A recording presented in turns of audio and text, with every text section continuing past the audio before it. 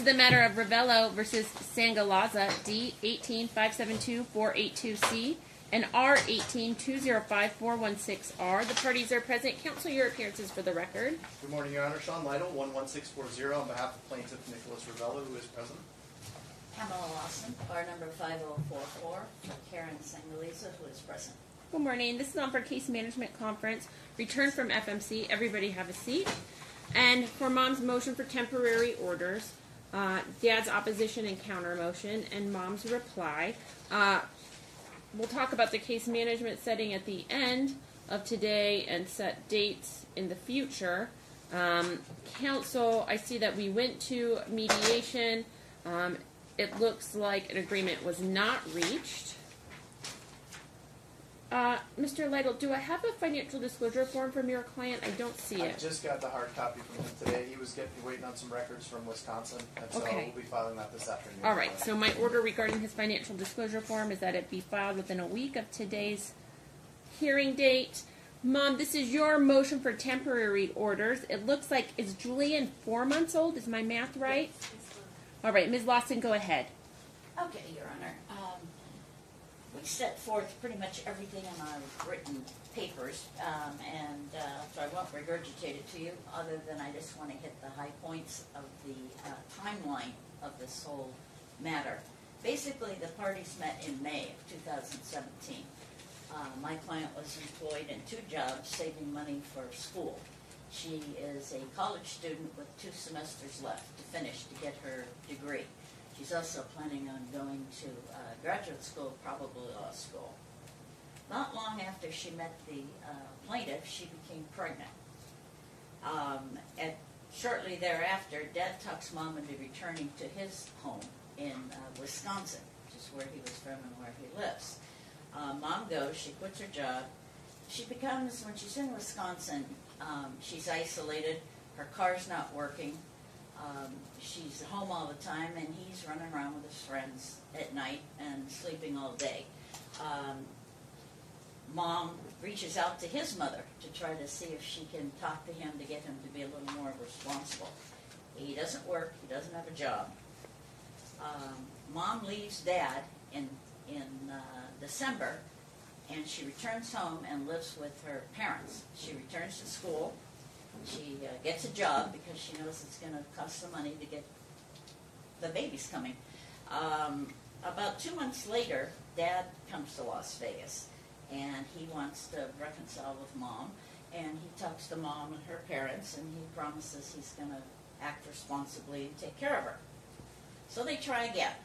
In March 9th, the parties lease an apartment. There's 3 parties on that lease. There's Dad, Mom, and Dad's aunt. Dad returns to his irresponsible lifestyle, sleeping all day, going out at night with his friends. The exhibits that we attach show the different times that Mom tried to reach out to his friends, please send him home. He's still partying. Child's born April 25th, 2018. She stays with her parents for a few weeks, and they decide to reconcile, so she goes to the apartment. May, she writes, I guess the parties agree that they're going to have a schedule for who, because the babies, you know how babies are, they sleep and then they wake up about every 3 hours and they want to eat. So they have a schedule. Dad just can't deal with it alone. He wants Mom there when he has the baby. First incident is that Dad, the baby's crying, Mom's not in the room, baby's crying, and then he stops crying and Mom goes to check, and she sees Dad stuffing the blanket in the baby's mouth. And she says, "What are you doing?" And he says, "It's the only way I can keep him from crying."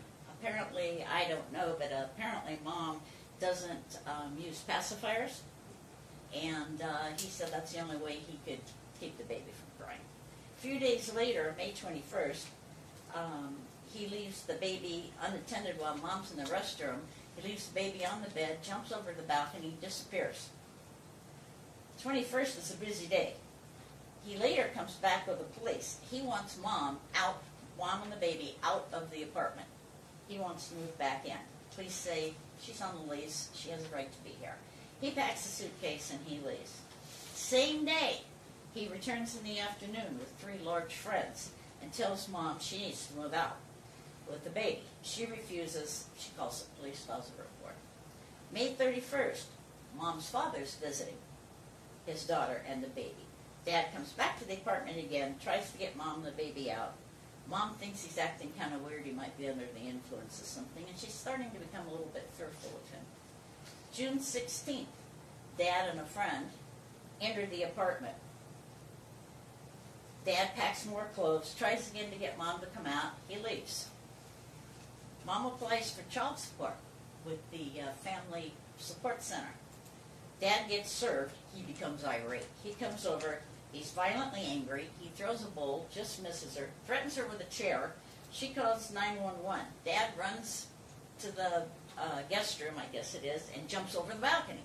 The police intercept him, but since there's no physical damage, they don't arrest him.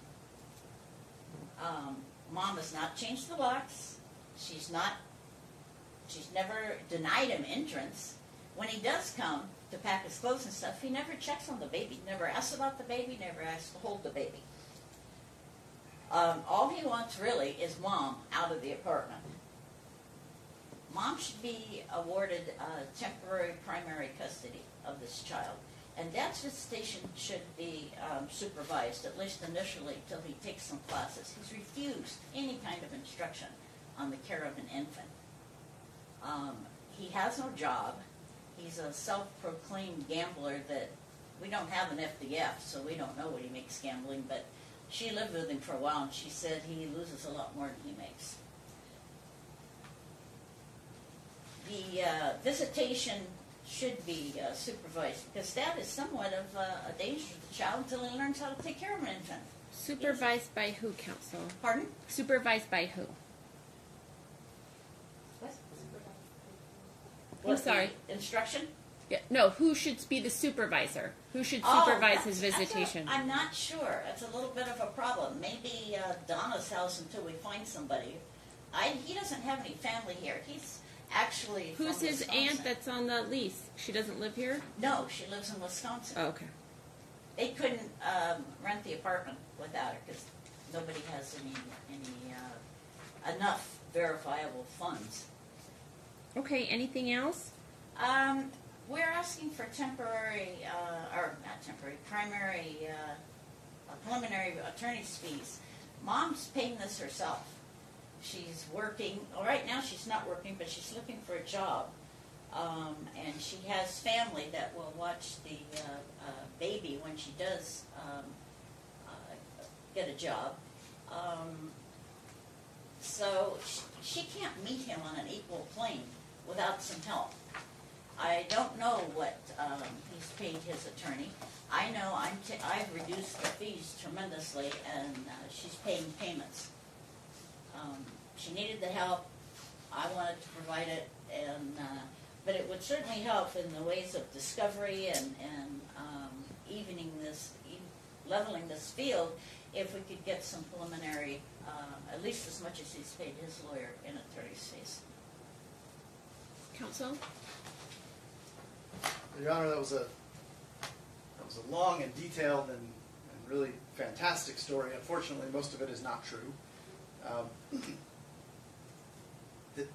We've also laid out the facts, and I'm not going to belabor them. And what we've done, in contrast to what the defendant in this case has done, is we've actually laid out the defendant's own words. And she's doing exactly what she said she was going to do a couple of months ago. Something snapped the moment this child was born. Everything went off the rails. Up until that point, there was no indication that anything was wrong. And we have serious, serious concerns about Mom's mental health. My client has not been arrested or cited. There have been no calls made to CPS or any of these things like that.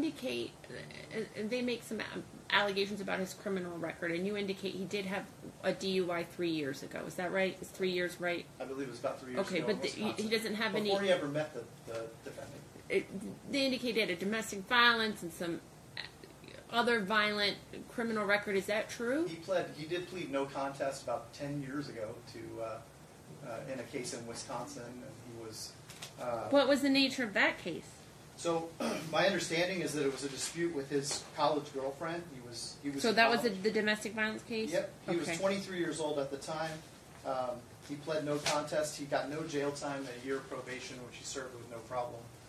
And that was the end of that. Okay. As far as this stuffing a blanket in the baby's mouth, that never happened. The one of the true things that was in the story, from what I understand, is that for some reason the defendant has some deep-seated objection to the use of any sort of pacifier with this child, and so the child does occasionally just grab whatever is present and chew on it, because that's what babies do. And so there was an incident where the baby was chewing on the corner of the baby's blanket.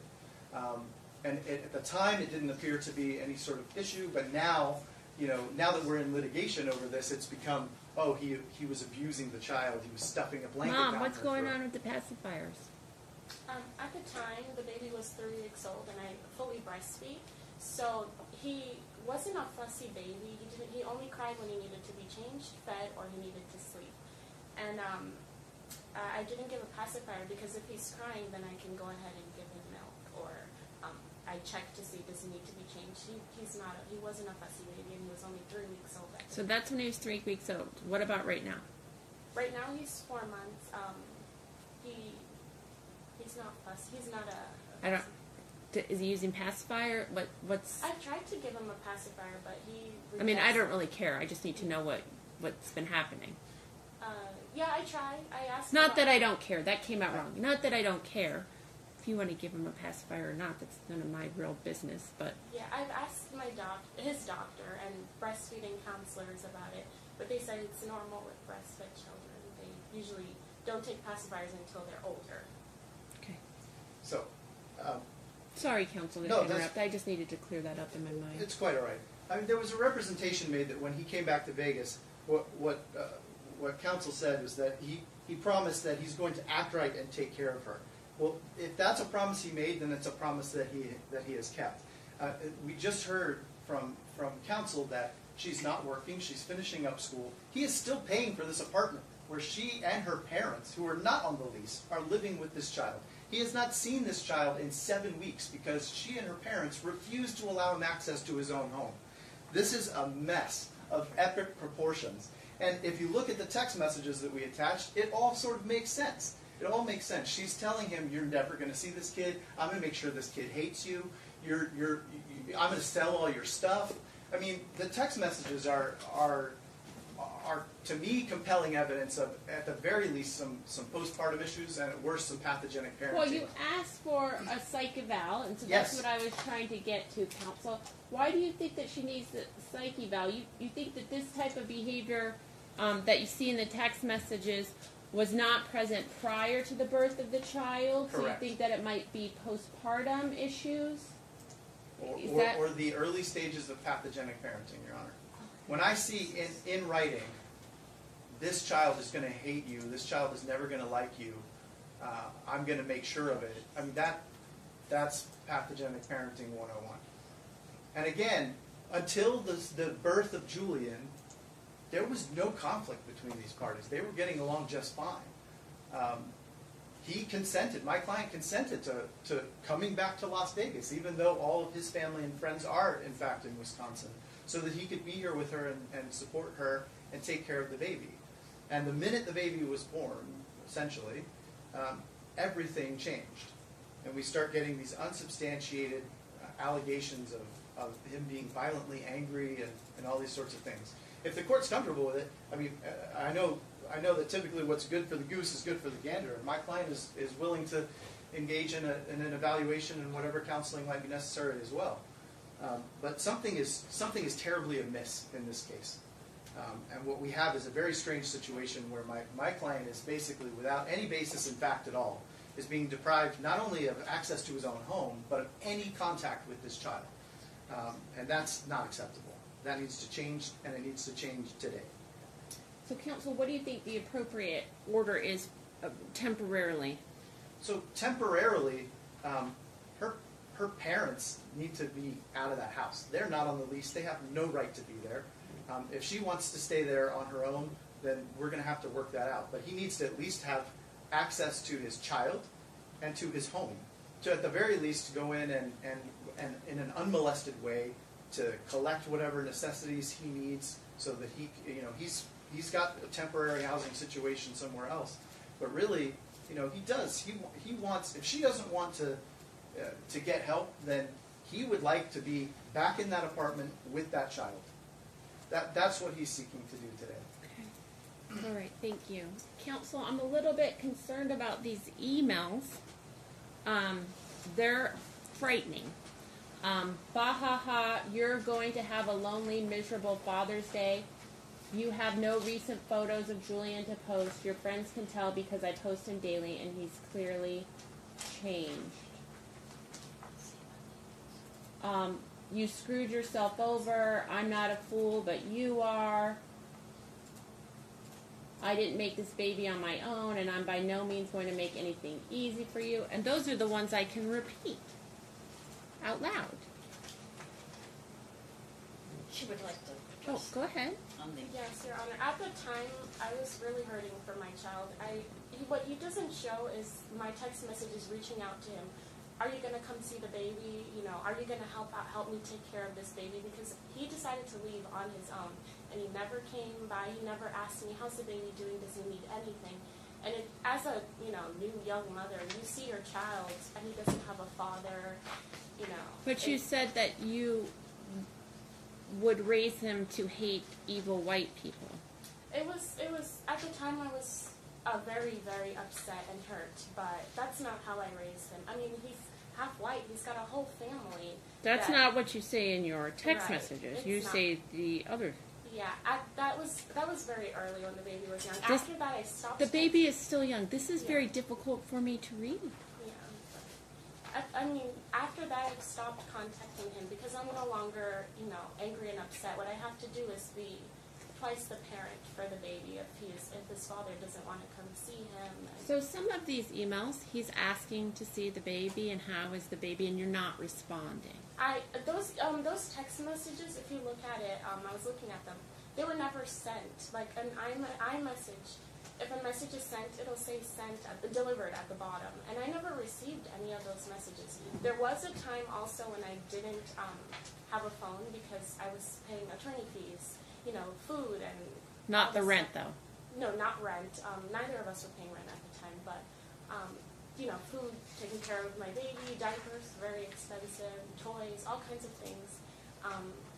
And I didn't have a phone for a few weeks, but my parents added me onto their account. Now I have a phone.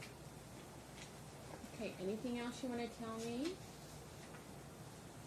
Yes, Your Honor. I have a little issue of his actual residency. He has no ties except this baby to Nevada. On information and belief, he has a Wisconsin driver's license. So would you like to remove the case to Wisconsin?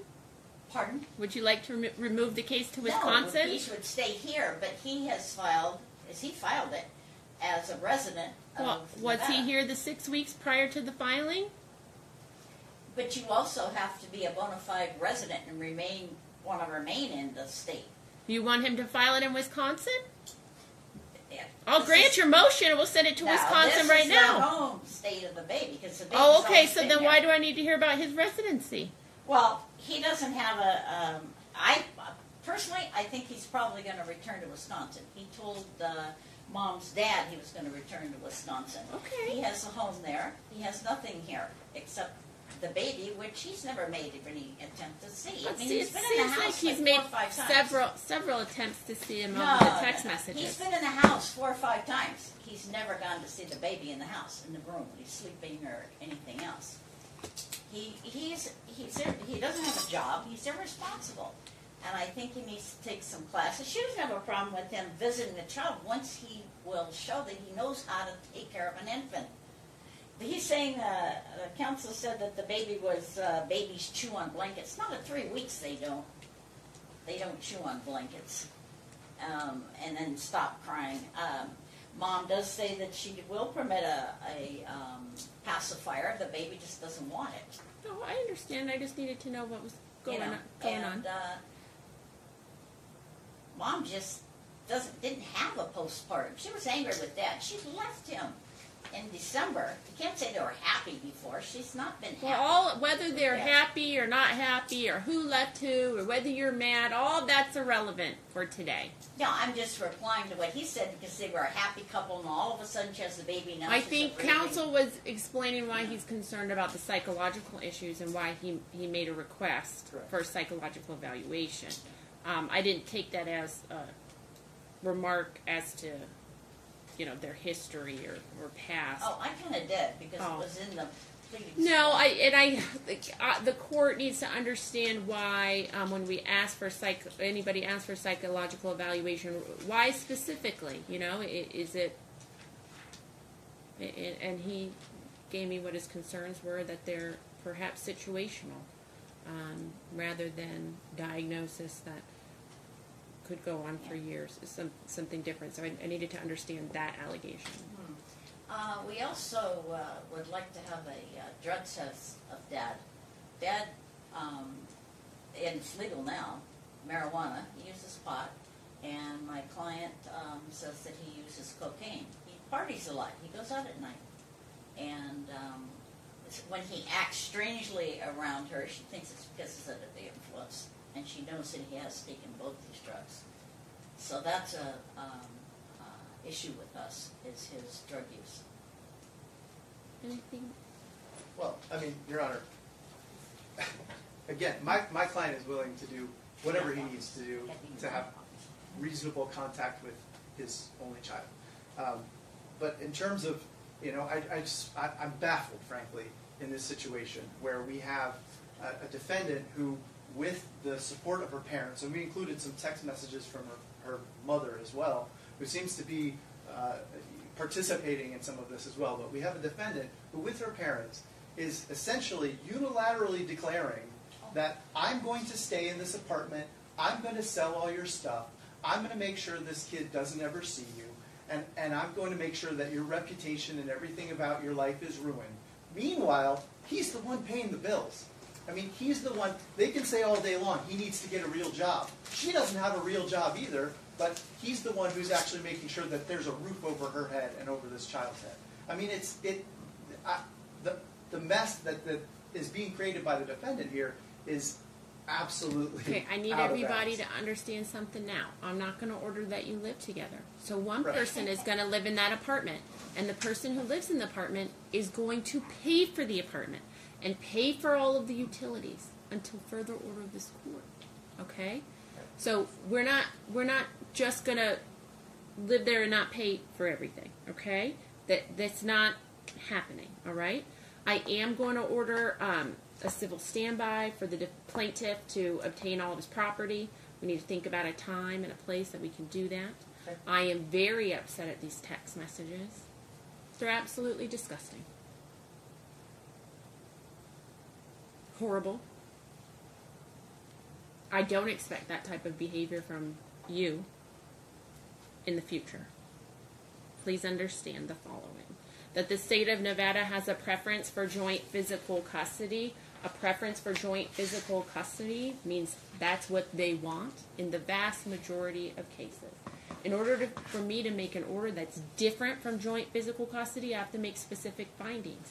Today I'm making a temporary order. I have to take into consideration a lot of things. Today, the age of your son is one thing that I take into consideration, but that strikes both ways. All right, he's very young, and he needs to develop a bond with both parents.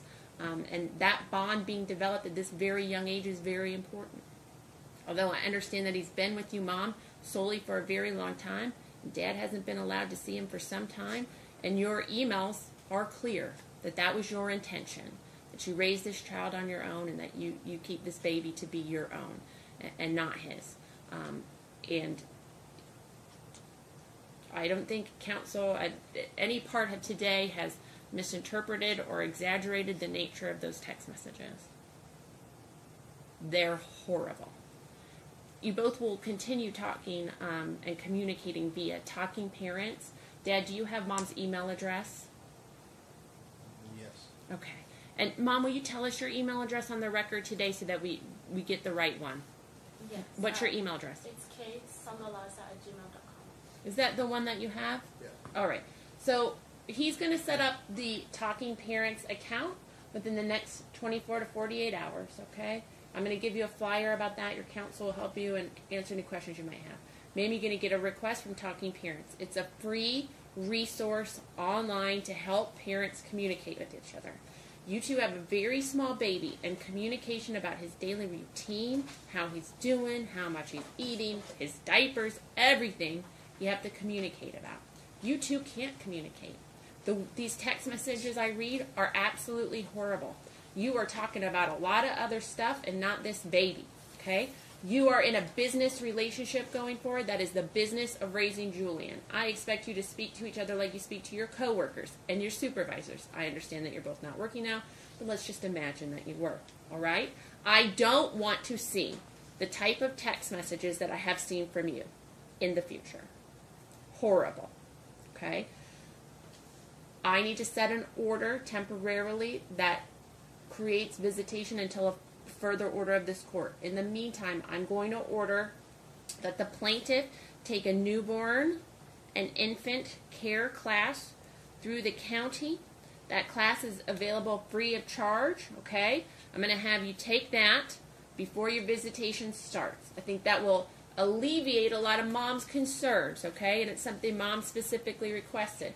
By making this order, though, I am not, and I don't want you to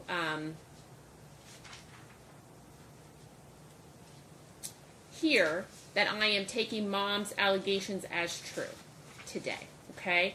I am moving forward out of an abundance of caution, okay? I've had many newborns, many it seems like, in my lifetime, and it is always beneficial to parents of both genders to take classes or refreshers that help us know what the new, sleep on the stomach, sleep, now it's on the back, by the way, but it's, things change over time, and it's important, and we can only get information that benefits our child. This class is available free of cost. I'm going to give you the flyer for that class in a moment before we leave today.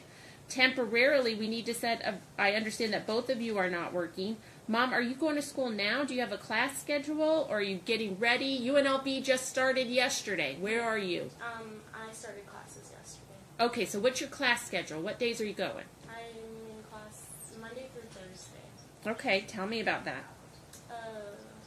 Mondays and Wednesdays I have class Mondays I have class from 2:30 to 3:45, and then Wednesdays I have an additional class. I have the same class plus 5 to 8, 5:30 to 8:15, and then Tuesdays and Thursdays I have class from 11:30 to 12:45.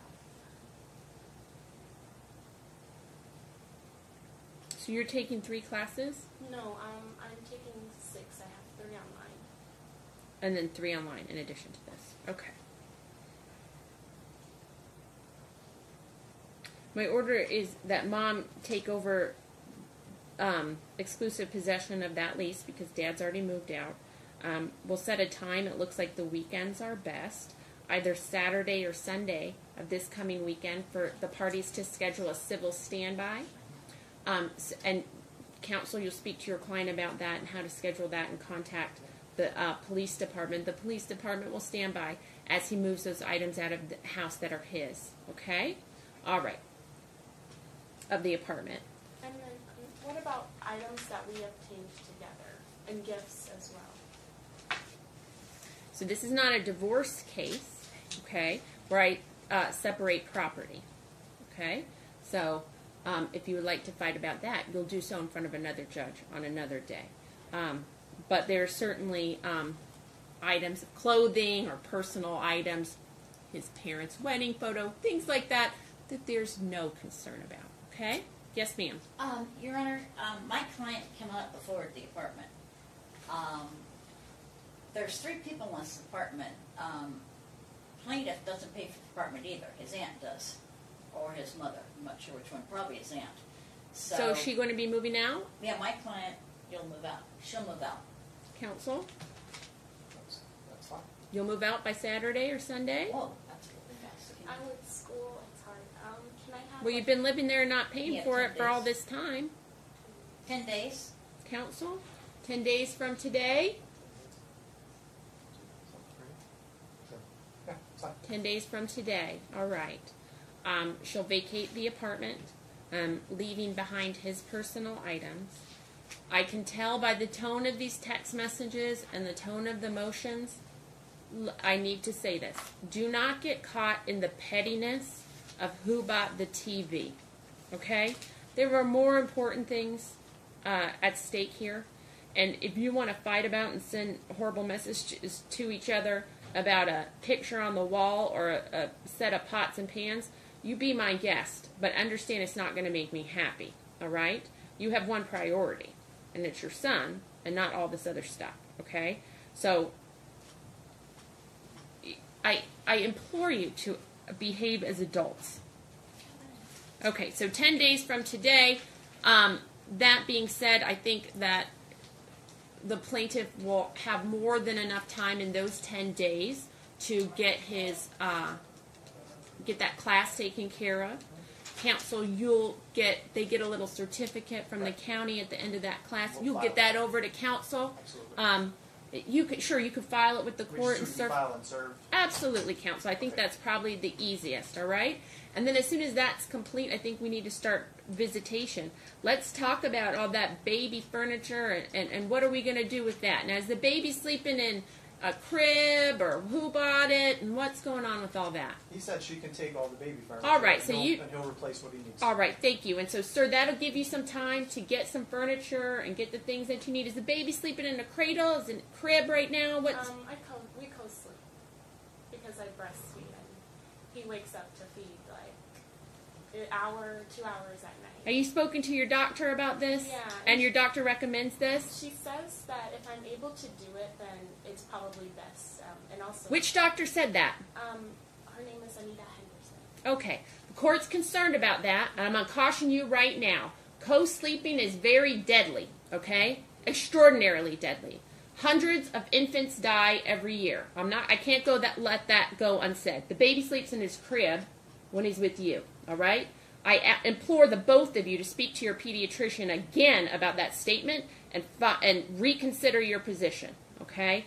I'm extraordinarily concerned that your doctor, whom you named on the record, told you to continue to co-sleep with the 4-month-old. She didn't say it, but I brought it up to her. You know, these are my concerns with breastfeeding, and he's constantly waking up at night to eat and eat and eat. And she said, well, if you are comfortable and you're able to do it, then, you know, yeah, with caution, but keep a watch on what you do. But it's common with breastfed children that they will wake up next to their mothers and feed.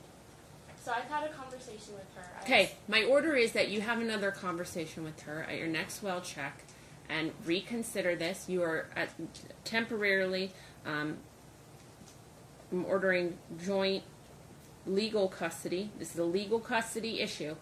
I'm real concerned about it. I want you to do a little bit more research and reconsider your position. So do you have a crib for him? Yeah, crib and a bassinet that I put him in during the day. Okay.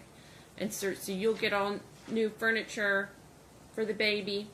You each will be responsible for the diapers and the wipes and the stuff. He's 4 months old now, but the next 2 months are going to go really quickly, and then he'll be eating solid food soon, and all these things will be changing. That's why I think you need to be in constant communication about his schedule, what he's eating, what's happening with him on Talking Parents. I'm going to order a graduated schedule. I think that it's appropriate. It looks like on Mondays you have class 2 to 3:45, and then Wednesdays it goes to 8:15. Is that right? Okay. And so where are you living now? Is it close to where her apartment was, or is it far away? What is it? It's in the vicinity. Okay. Pretty close? Long-term rental. Okay. So. I believe it's about 2 miles away. Oh, okay. Or I was just Yeah. making sure we weren't in Yeah, no, Henderson you're and not. Summerlin, No, and I we're- don't want the little baby in the car for 3 hours Right. to go back and forth. What I think is appropriate is that for at least the next month, on Mondays and Wednesdays, from 1:30 through 8:30, and we need to talk about that for a little bit so that we make sure we have enough time for travel time, that Dad have the baby during that time, okay, when Mom's at school, all right? And then on Tuesdays and Thursdays, that we carve out some time as well. So let me talk to you about your commute. I don't want to set you up for failure to be late or too early. So tell me, you said you have class at 2. So what time do you need to leave to get to class? And do you want Dad to come pick up where you don't know where you're going to live yet, right? I do, with my parents. They have another house? I thought they were They living... don't live in the house. Okay, so they have a house? Yeah, they have Okay. it. Is it close? It's not close. No, it's on the other side of town. It's on northeast of Las Vegas. Okay, so you're going to move in with them in 10 days?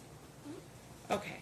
So we need to find a pickup and drop-off point that's probably maybe, in the middle so that you can exchange the baby on those Mondays and Wednesdays and on Tuesdays and Thursdays. So let's talk about that. So where would work? What time is it at? Well, you're going to class from 2 to 3:45 and then 2 to 8:15. So on Mondays and Wednesdays, I'm going to have him have the baby while you're in class. So does it make sense for you to drop off somewhere on your way to UNLV? And did I assume UNLV? Is it CSN? You tell me. Yes, it's UNLV. Okay. And when I went to UNLV, it took me 45 minutes to get there and another 20 minutes to park and walk in. So I don't want to set you up for failure. I don't want to say 1:30, but you really need to get there earlier. You tell me. I need to. And we can have the receiving parent pick up. So that means Dad can pick up from you at Mom and Dad's house, and then when you're done with school, you can pick up from him. My clients have to do all transportation because his schedule, he makes his own schedule. Sorry. What? So what's your request? He says he'll accommodate what you want. Pick the baby up on Monday and Wednesday. I'd rather drop him off just because of the car situation. What's the car situation? His car is covered in cigarettes. So it's just a very unsafe car for a child. And mine is clean, and and I have the car seat, so I can drop him off. What time are you going to drop him off? I can drop him off on Mondays and Wednesdays at let's see, 12 I, You start school at 2. So what time do you need to drop him off so that you can get to UNLV on time to park and go in? And I don't know. Council, did they have the Scantrons anymore? Did they even do that? I don't know. Okay, so our meeting point. What would our meeting point be? You just Because said you want to do all the transportation Right. and you want to drop him off at the house. So you don't get a Okay. meeting point if you want to do that. So I can drop him off at 1:00. Okay. 1 o'clock on Monday and Wednesday. Okay. Now, do you want him to drop the baby off at your parents' house on Monday and Wednesday evenings? Yes. Okay. Oh, Yeah, and get a car seat. He has to get a car seat. Yeah, he's going to get Don't a worry car about seat. that. Okay, so you're going to drop off. You get out of school at 8:15. What time will you be back at the house? By 9, right? 45 minutes. Yeah, by 9. Okay, so 9 p.m. He'll 9 to drop 9. off on Mondays and Wednesdays, okay? All right? And then Tuesday and Thursday, you're in class at 11:30 to 12:45. Is that right? Okay, so what, you want to take the baby there on your way to school? So do you want to drop the baby off at 10:30? That's an hour early. Yeah. Yes. Okay, so on Tuesdays and Thursdays, the baby's going to get dropped off at 10:30. And then, Dad, you're going to drop the baby back off to Mom by 2 p.m. Okay? Council, you're going to get this all typed up in an order so that we understand. In the meantime, I'm going to send the parties to FMC. Okay? This schedule is a lot of back and forth, right? But baby's so little. Okay? So this is a schedule that's created to be temporary. Okay? This isn't a schedule we would have for a 1-year-old, right? Okay? So I want you two to sit down in the same room with the mediator and come up with the schedule that works, okay, for the long term. You're not going to do that tomorrow.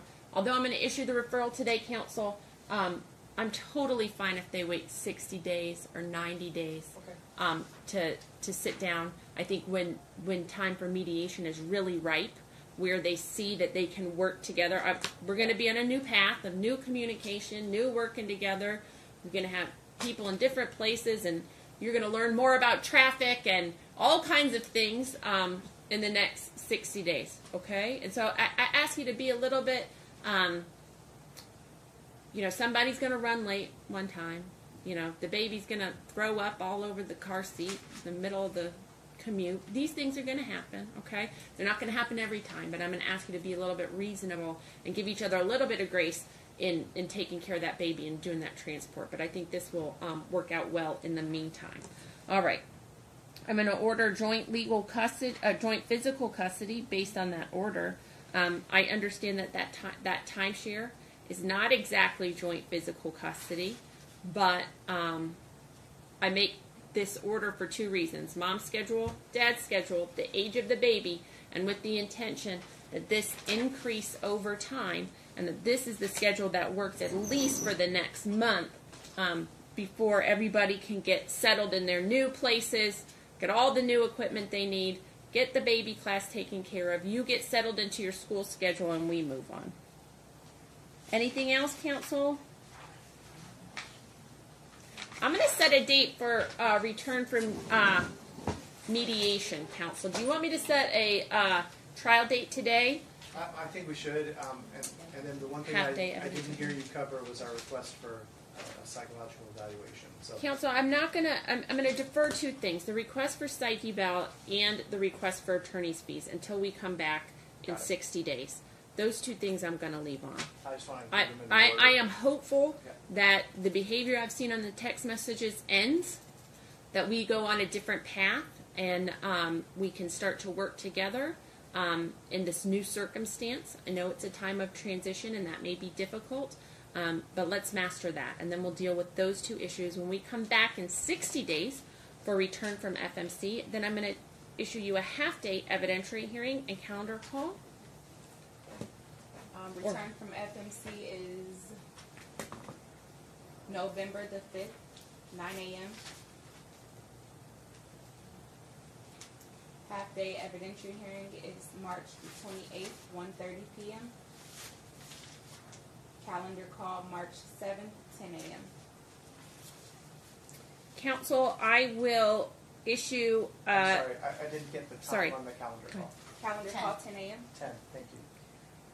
Counsel, I am going to issue a CMO this afternoon, a case management order this afternoon. My equipment isn't working wonderfully. I would ordinarily do that for you now. I will have that done this afternoon, and you'll have e-service. Thank you so much. Good luck. Thank you. Counsel, Mr. Lytle, you'll prepare the order. I will.